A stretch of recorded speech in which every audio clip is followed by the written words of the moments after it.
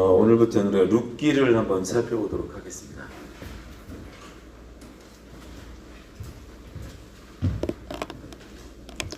우리 룻기를 한번 살펴보도록 하겠습니다. 오늘은 룻기 본론에 딱 들어가기 전에 한번 개요를 잠깐 좀 나눠보려고 합니다. 먼저 룻기 1장 1절을 한번 찾아서 한번 읽어보도록 하겠습니다. 룻기 1장 1절 말씀, 룻기의 그 배경이 되는 말씀이 딱 나오죠. 룻기 1장 1절 말씀 같이 한번 읽어보겠습니다. 시작.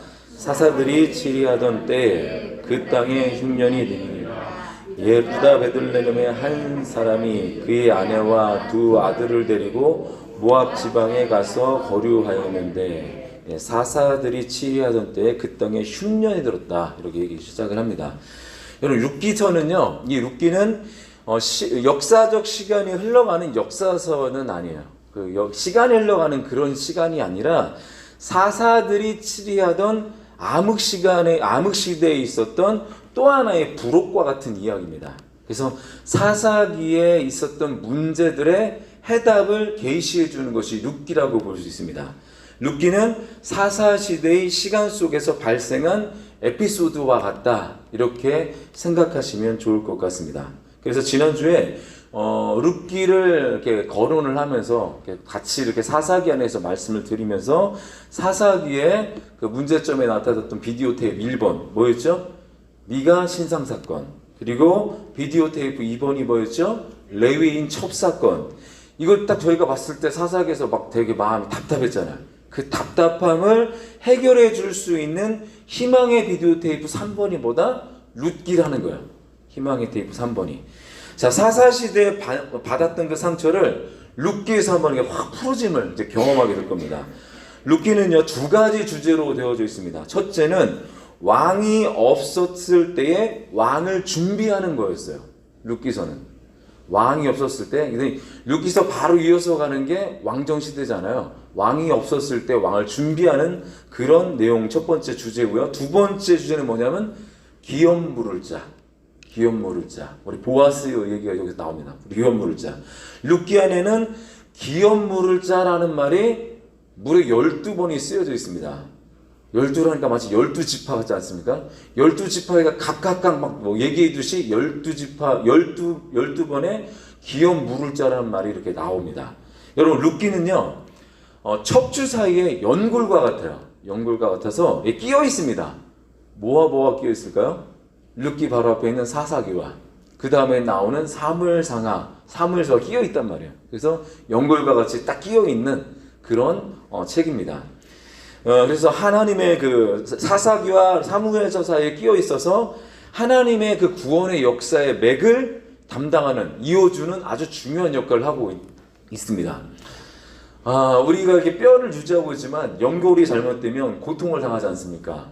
그래서 룻기서를 잘못 이해하면 하나님의 구원의 그 역사의 맥을 잘 이어가지 못하는 아주 마음 아픈 일이 벌어질 수 있습니다.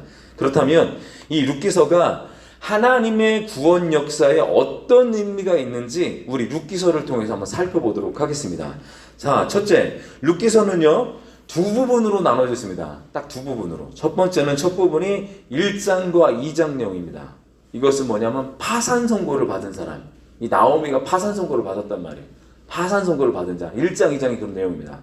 그리고 두 번째 부분은 3장에서 4장. 뭔가요? 파산 선고를 받았던 사람이 기업 물을 자를 통하여 회복한다, 이런 뜻이에요. 그래서 1장, 2장은 파산, 그리고 3장, 4장은 회복, 이렇게 이야기하시면 딱 맞을 것 같습니다.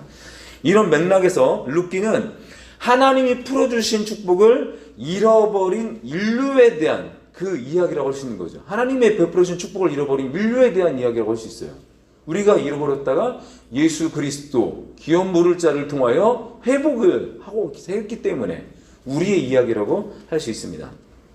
죄로 인해 하나님의 영광을 버려서 파산된 인간이 기업 물을 자이신 예수 그리스도로 다시 하나님과의 관계가 회복되어져 그 왕의 권세를 회복하게 된다는 하나님의 구원 계획에 관한 이야기가 룻기서다, 이렇게 이해하시면 아주 좋겠죠. 자, 그럼 더 살펴볼 텐데, 룻기 1장에서 4장을 보게 되면요, 그 시대의 풍습이 있습니다. 계대결혼이라는 게 나와요. 계대결혼. 이 계대결혼이 뭐냐면 고대 중근동의 문화 중에 하나예요. 주로 행해졌던 풍습인데, 죽은 형제의 자손이 없을 경우에 그 대를 이어주기 위해서 죽은 자의 남은 형제가 미망인과 결혼하는 그런 풍습 제도입니다. 이것은 그 가계를 보존시키고 그리고 재산권을 중시했던 그 당시의 상황 속에서 생겨난 풍습입니다. 이때 그 결혼으로 인해 태어난 아이는 법적으로 죽은 그 아버지의 그 형제의 자손이 되고요. 죽은 형제의 자손이 돼서 그 죽은 자의 모든 권리를 다 이어받게 되어 있습니다. 다 이어받게 되어 있습니다. 한편 이 계대결혼의 풍습은요, 사회적으로 아주 강력한 구속력이 있었습니다. 그래서 그 시대에 큰 영향력을 미쳤었죠. 그래서 만약에 남아있는 형제가 이 결혼을 이렇게 나는 결혼하기 싫다, 이 결혼을 거부할 경우에는 사회적으로 많이 비난을 받고 수치까지 당하는 그런 일까지 있었습니다. 이 풍습이 굉장히 어떻게 보면 좋은 풍습인 것도 있지만 그 당시에 많은 폐단을 가져오기도 했습니다. 다 좋은 것만 아니었어요. 왜 이 풍습은 사회적인 약자층에 그 시대 약자층에 속했던 이 여성들이 보장되고 또 힘의 결정권을 가진 남성들이 최소한의 책임을 지게 하자 이런 장점은 있었습니다. 이 당시에 그 여자들이 남편 없이 살아가는 건 굉장히 거의 살 수 없는 그런 구조거든요. 아주 역부족이었습니다. 또 여자가 아무리 능력이 좋아도 인정을 받고 막 살았다 할지라도 이 남편이 죽고 나면 사람들에게 무시당하고 괄시받으면서 사람 취급받기 어려운 시대였기 때문에 그렇습니다. 이후에 이 풍습은요, 이스라엘에서 이게 사회에서 어겨서는 안 되는 하나의 율법으로 그래서 장착이 됩니다. 그래서 예수님 당시까지 이게 쭉 이어져 내려온 풍습이 계대 결혼이었어요. 그래서 우리가 성경을 볼 때 창세기 38장 6절에서 11절에 보면 야곱의 아들 유다에 대한 이야기가 나옵니다. 그때 그 유다는 그 자신의 큰 아들 엘이 딱 죽어요. 유다의 아들 큰 엘이 죽었는데 둘째 아들 오난이 맡아야 했습니다. 그 큰 며느리 다말과 결혼하는 그 내용이 나오는데, 그러나 그 간습을 오난이 이행하지 않습니다. 그래서 하나님에 의해서 오난이 죽임을 당합니다. 이런 이야기가 성경에 나와 있습니다. 이것으로 보아서도 하나님께서는 이 관습을 허용하신 것 같습니다. 허용을 해주신 거죠. 그러니까 구속사로 보면 이게 여자의 후손과 연결되는 그 시대적 배경과 상황이 이 계대 결혼이 이렇게 연결되기도 해요. 하지만 이 계대 결혼은 여성의 그런 최소한의 그 생존 그리고 인권을 보호해주는 거였다는 것을 우리가 알고 있으면 될 것 같습니다. 이렇게 계대 결혼은 여성의 사회보장 제도였다. 사회적으로 볼 때는 그렇게 인식을 하시고 보면 아주 우리가 참 이 부분을 계대 결혼이 나올 때 이해할 수 있는 부분이 있습니다. 자, 그래서 하나님은 그 당시 그 고대 근동 이 법을 허용하신 듯 했다. 하지만 여러분, 인간은 누구입니까? 인간은요, 주님을 만나지 않은 인간들은 뼛속까지 부패한 게 인간입니다. 어떤 제도가 주어져도 인간은 늘 해석을 할 때 자기 중심적으로 해석해요. 자기 중심적으로. 나 중심적으로 해석을 해요. 그래서 죄가 가진 인간의 본성이 안 바뀌면 아무리 좋은 제도를 갖다 주고 아무리 진짜 좋은 걸 갖다 줘도 결국 그것은 죄의 도구가 돼버리고 마는 게 아주 흑역사입니다. 안 좋은 일이에요, 이게. 그러다 보니까 이 계대 결혼의 문제는 어떤 일이 벌어지냐면 처첩을 두는 게 다반사였어요. 모두가 다 첩을 두고 사는. 그래서 우리가 사사기에서 레위인 첩사건을 딱 봤잖아요. 레위인들이 다 첩이 있었다면 일반인들은 어땠을까요? 뭐 할 말도 없는 거예요. 뭐 더 했겠죠, 막. 자, 여러분, 룻기에서 등장하는 또 등장하는 그 여인이 있는데 나옴이라는 여자가 나오잖아요. 이 이야기는 이 사사 기드온 시대 때 발생한 한 가정의 이야기입니다. 룻기는 사사 시대에 있는 기드온 때 그 시대에 그 안에서 발생했던 이야기입니다.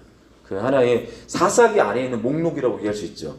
우리가 살펴봤지만 기드온만 하더라도 아내를 많이 얻었습니다. 기돈이 얼마나 아내가 많았습니까? 자녀가 70명이에요. 얼마나 많았습니까?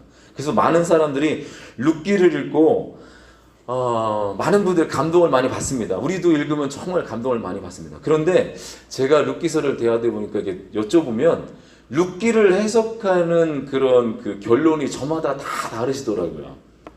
아들을 장가 보내신 그 어머니가 내리시는 결론이 이거였어요. 시어머니를 잘 섬겨야 복 받는다, 이런 결론을 내려주셨고요. 그리고 두 번째, 결혼을 해야 되는 여자 청년들한테 물어보니까 어떤 결론 내렸을 것 같아요? 보아스 같이 능력 있고 좋은 남자와 결혼해야 돼, 이렇게 결론을 내려요. 그리고 또 평소에 여자들에게 굉장히 상처가 많은 남성들이 어떻게 해석하시는 줄 아십니까? 여자들 독하다, 그렇게. 이 독한 여자들이다. 이거 며느리하고 시어머니하고 보아스라는 남자를 속인 이거 가족 사기단 아니야? 이렇게 해석하는 청년들도 있었어요. 그러니까 저마다 자기가 해석하는 게 다 달라요. 아무튼 나름대로 자신의 입장에서 결론을 내린 거죠.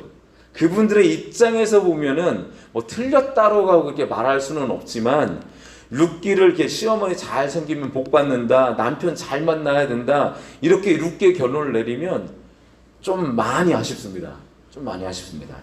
만약에 룻기의 주자가 효부라고 한다면 룻기는 그냥 도덕률 그 이상은 없는 것 같습니다. 그래서 그러면 이제 굳이 룻기서가 이게 성경에서 정경으로 채택될 이유가 없는 거죠. 그러면 더 좋은 얘기가 많이 있는데 굳이 뭐 룻기를 선택할 필요가 있겠습니까?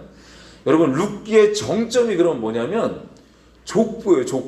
족보가 룻기의 정점입니다. 여러분, 사사시대는 암울했지만 성경의 흐름은 절망에서 머물러 있지 않고 정확한 목표를 향해서 성경은 달려가고 있다는 거예요. 분명한 목표가 있다는 거죠. 그 룻기의 1차적인 목표가 누구냐? 다윗이었어요. 1차적인 목표는 다윗이었습니다. 자, 우리가 룻기 4장 말미에 나오는 족보를 한번 찾아보겠습니다. 우리 룻기 4장 18절부터 21절까지 한번 보겠습니다. 성경은 이렇게 한 주제를 향해서, 그 목표를 향해서 달려갑니다. 1차적인 목표가 다윗이라고 했습니다. 룻기서 4장 18절부터 21절까지 22절까지 한번 읽어보겠습니다. 18절부터 시작. 베레스의 계보는 이러하니라. 베레스는 헤스론을 낳고 헤스론은 람을 낳았고 람은 아비나답을 낳았고 아미나답은 나손을 낳았고 나손은 살몬을 낳았고 살몬은 보아스를 낳았고 보아스는 오벳을 낳았고 오벳은 이새를 낳고 이새는 다윗을 낳았더라. 지금 다윗을 딱 찾아내잖아요. 지금 여기 룻기에서. 자, 룻기서는 그냥 아무 생각 없이 막 읽다 보면 보통 사람들은 그냥 자상하고 상남자라고 생각하는 보아스에게 초점이 딱 가요. 그냥 여성분들은 와, 보아스 막 이렇게 간단 말이에요. 물론 보아스가 예수 그리스도를 상징하는 건 맞습니다. 이 족보는요, 또 이 보아스와 룻 사이에서 태어난 오벳 이야기를 하려고 하는 것도 아니에요. 오벳 이후에 이어지는 족보는 목표가 있다는 거예요. 오벳 이후에 이어지는 족보는 목표가 분명히 있습니다.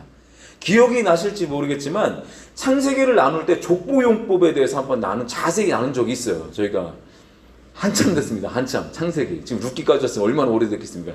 족보용법은 족보에서 가장 중요한 법칙이 있는데 뭐냐면 족보는 간단해요. 처음과 마지막 사람만 찾으시면 돼요.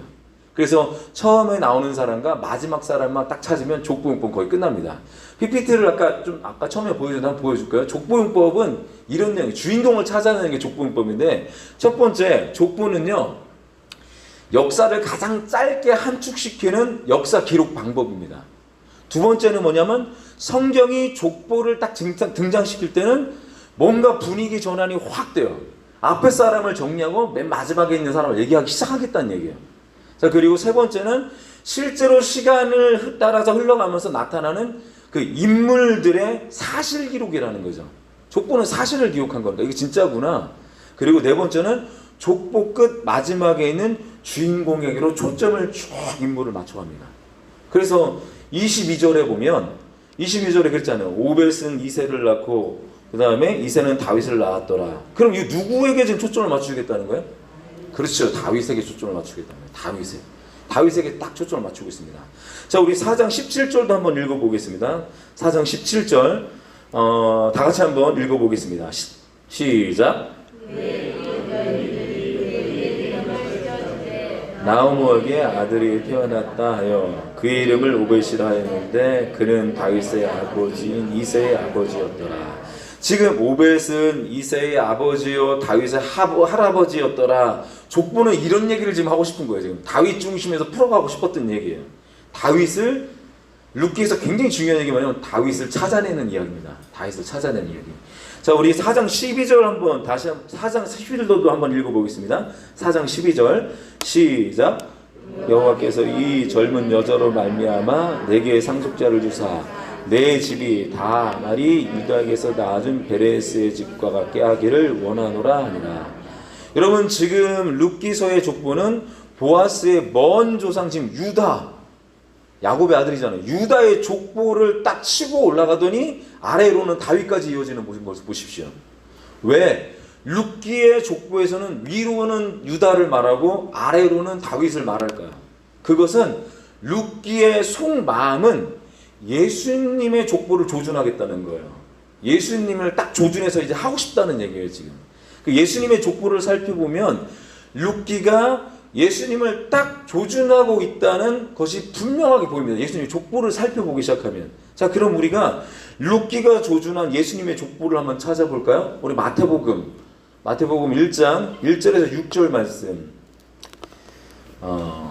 룻기는 위로 딱 치고 올라가잖아. 유다까지 치고 올라갑니다. 그러고 가는데 아래로는 다윗까지 이어져 갑니다. 근데 이거 예수님을 조준한 건데 그럼 예수님의 족보를 살펴보면 될 것 같으니까 우리 마태복음 1장 1절부터 일단 6절까지만 한번 기니까 한번 읽어볼게요. 1장 1절부터 6절까지 시작. 아브라함과 다윗의 자손 예수 그리스도의 계보라. 아브라함이 이삭을 낳고 이삭은 야곱을 낳고 야곱은 유다와 그의 형제를 낳고 유다는 다말에게서 베레스와 세레를 낳고 베레스는 헤스론을 낳고 헤스론은 람을 낳고 람은 아미나답을 낳고 아미나답은 나손을 낳고 나손은 살몬을 낳고 살몬은 람에게서 보아스를 낳고 보아스는 루세에게서 오벳을 낳고 오벳은 이새를 낳고 이셋은 다윗 왕을 낳으니 다윗은 우리아의 아내에게서 솔로몬을 낳고 17절 한번 볼게요. 여기서 17절 같이 읽어보겠습니다. 시작. 그런즉 모든 대수가 아브라함부터 다윗까지 연례되어 다윗부터 바벨론으로 사로잡혀 갈 때까지 연례되어 바벨론으로 사로잡혀 가는 후부터 그리스도까지 연례되더라.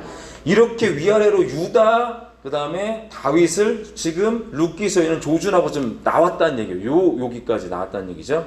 자, 여러분 이렇게 족보를 보니까 역사는 흘러가는데 그 역사가 마치 이렇게 족보들을 살펴보니까 이거 역사가 마치 무슨 누군가가 정해놓은 것 같지 않습니까? 뭔가 딱 정해놓은 것 같지 않습니까? 예전에는 그냥 읽을 때 인식하지 못했는데 이 역사가 그냥 알아서 흘러가는 것이 아니라 누군가에 의해서 움직인다는 것을 딱 생각을 하면 소름이 돋아요. 소름이. 이건 하나님이 역사의 주관자시라는 거예요. 하나님이 막 이끌어 가시는 걸 볼 수 있습니다. 여러분 이것을 뭐라고 부르는지 아십니까? 따라해 보겠습니다. 섭리. 이걸 섭리라고 부르는 거야. 하나님의 섭리란 지혜와 사랑으로 우주에 발생하는 모든 일들을 돌보시고 이끄시는 하나님의 통치를 말하는 거예요. 그래서 하나님이 모든 일들을 완전하게 다스리신다는 것이 바로 섭리예요. 자, 여러분 그러면 우리가 인생을 살아가면서 자기의 일생, 우리가 살아가는 일생을 자유의지를 가지고 난 그냥 살았을 뿐이에요. 그냥 내 길을 그냥 갔는데 후에 딱 돌아보고 평가해 보니까 하나님의 계획된 목적을 갖고 살고 있더라는 거예요. 내가 하나님이 하시는 걸 내가 봤다는 거예요. 그래서 내가 하나님이 하셨는 거야 이렇게 고백을 하게 되는 거죠. 자, 한마디로 하나님의 절대 주권 아래에서 우리는 살고 있었다는 고백이 나온다는 거 딱 돌아보니까 이것을 하나님의 경륜이라고 부릅니다. 경륜. 지금 운명론을 얘기하는 것이 아니에요. 기독교는 운명론 아닙니다. 칼빈의 예정론이라는 것도 운명론을 얘기하지 않아요. 그 잘못 이해하신 거예요. 경륜이라는 것은 헬라어로 오이코노마이라고 부르는데 오이코노미아라고 부르는데 집을 뜻하는 오이코스하고 법을 뜻하는 노무스가 결합된 단어예요. 그래서 오이코노미아는요 하나님과 관련되어 경륜으로 쓰일 때는 그런 것을 뜻할 때는 뭐냐면 하나님께서 이 세계를 전체를 마치 하나님의 집으로 여겨서 다스리고 돌보신다는 그 뜻을 가지고 있습니다. 하나님이 다스리고 돌보신다. 즉 하나님이 이 세상을 다스리신다. 하나님이 왕이시다. 이 얘기를 하는 거죠.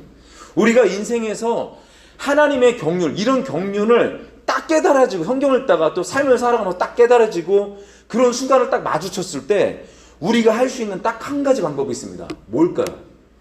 경배입니다. 경배. 그때는 그냥 알아서 경배가 돼요. 하나님의 섭리가 너무 느껴지니까 무릎이 꿇어지고 그냥 엎드려질 수밖에 없게 되는 거죠. 이런 경배를 할 수 있는 사람은요, 작은 일생의 내 불행과 몰락에 겁내지 않습니다. 왜? 하나님의 섭리를 알기 때문에. 쫀쫀하게 살지 않습니다. 하나님의 경륜 속에서 내 인생의 좌표를 찾는다는 거야. 그 속에서. 또 바로 하나님의 나라를 자기 인생 속에서 발견하고 또 그것을 바라보고 그것을 향해 묵묵하게 힘있게 걸어간다는 거죠. 여러분, 우리가 앞으로 나눌 룻기가 정확하게 이 하나님의 경륜을 말해주고 있습니다. 그래서 우리가 룻기를 마치고 나면 위로 정도만 느끼는 것이 아니라 경배를 드릴 수밖에 없습니다. 경배를. 그래서 이것은 룻기에서 움직이고 살아있는 하나님의 그 다스리심, 그 경륜을 볼 수밖에 없기 때문에 경배의 대상이신 예수 그리스도가 그냥 딱 보이는 거죠. 예수님 보면 어떻게 하실 거예요? 엎드리셔야죠. 경배합니다가 돼야 되겠죠. 여러분, 하나님께서는요, 하나님의 그 나라는 암울한 절망, 속박, 막다른 골목, 그 다음에 절벽, 죽음, 그 심판 등에서 다시 일어서고 다시 시작하게 하는 출발점이고 시작점입니다. 룻기의 출발점이 암울한 상황 속에서 출발을 했지만 그 끝은 한번 따라해 보실래요? 밝음이었습니다. 밝음입니다. 웃게 되실 거예요. 여러분, 룻기는요, 사사시대의 어떤 가정사에 관한 이야기입니다.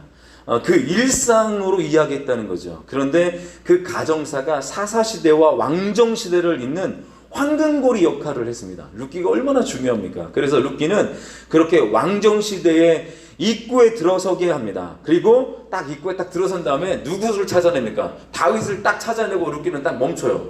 거기까지 간 거예요. 이제 나머지 자기가 갈 구간이 없어요.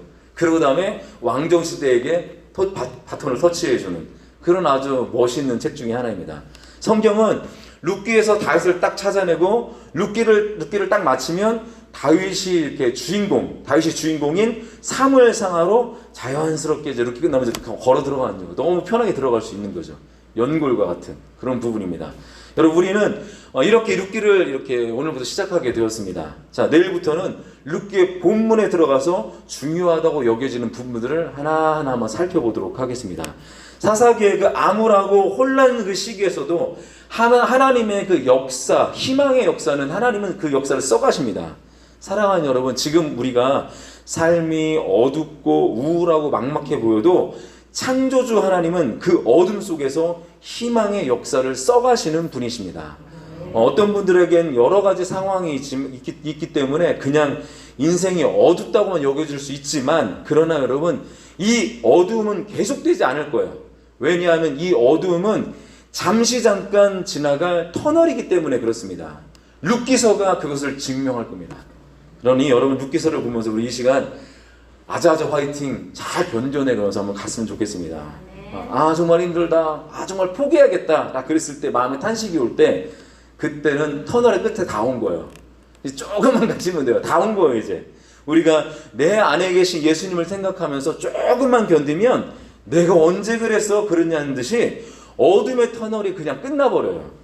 그러다 보면 하나님의 아들 예수 그리스도의 복음의 시작이라는 마가복음 1장 1절의 말씀이 탁 내 앞에 들어와 있다는 거죠.